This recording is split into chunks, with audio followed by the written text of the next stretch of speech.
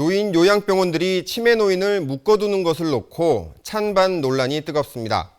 사고 예방과 치료 목적을 위해 보호자 동의를 받으면 괜찮다는 입장이 있는 반면 노인들이 죄를 지은 것도 아닌데 몸을 묶는 것은 심각한 인권 침해라는 입장이 맞서고 있습니다.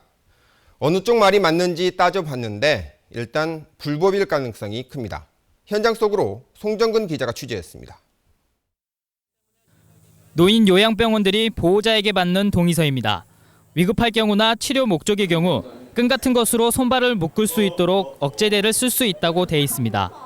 항상 묶을 수 있는 건 아니고 치료 목적과 의사의 판단, 보호자의 동의 등의 조건이 갖춰져 있을 때 한시적으로 묶을 수 있다는 겁니다. 하지만 상당수 요양병원들은 이러한 조건과 상관없이 상시적으로 치매 노인들을 묶고 있습니다.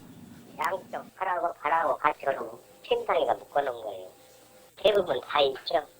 실제로 MBC 불만 제로팀이 지난 여름 전국 18개 노인 요양병원을 살펴본 결과 10개 병원에서 억제대를 사용해 치매 노인을 묶어놓고 있었습니다. 병원들은 치매 노인들이 폭력을 사용하는 등 조건에 맞춰 억제대를 사용할 수 있는 경우가 많지 않은 게 현실이라고 말합니다. 여기에다 인력 또한 부족하다 보니 밤낮 없이 묶어놓는 경우가 허다합니다. 우리가 어른들이 인격적으로 막 저녁에 묶어놓고 잠자고 그러지 않아요? 보호자한테 우리가 승낙을 받은 문서라든지 이런 게 있습니까? 있죠. 그렇다면 보호자 동의만 있다면 묶어놓아도 괜찮은 걸까? 일단 본인 동의 없이 사람을 묶는 것은 불법입니다.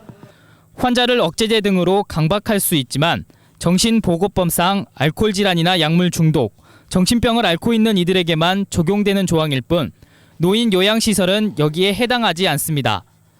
의식이 없다 하더라도 그 환자의 치료받을 권리 그리고 환자의 어떤 그 인권 이런 것들은 충분히 존중받아야 되는 거죠. 그건 뭐 자명한 거죠. 전문가들은 노인 요양병원은 수용시설이 아닌 요양기관이라며 늙은이들에게 필요한 건 요양과 보호이지 몸을 묶는 것이 아니라고 목소리를 높입니다. 시설에서는 또 인간의 존엄성에 입각해서 인간다운 삶을 이제 노인들을 보장하고 그다음에 그들을 이제 돌보는 그런 이제 이 마인드가 있어야 되는데 우리나라 치매 노인은 약 52만 명. 고령화 속도가 빨라지면서 앞으로 15년쯤 뒤엔 치매 노인 수가 지금의 2배에 달할 것으로 예상됩니다. 불법적인 데다 인권 침해 논란을 부를 수밖에 없는 노인 요양시설들의 치매 노인 묶어놓는 문제와 관련해 더 늦기 전에 사회적 논의를 서둘러야 할 것으로 보입니다. MBC 뉴스 송정근입니다.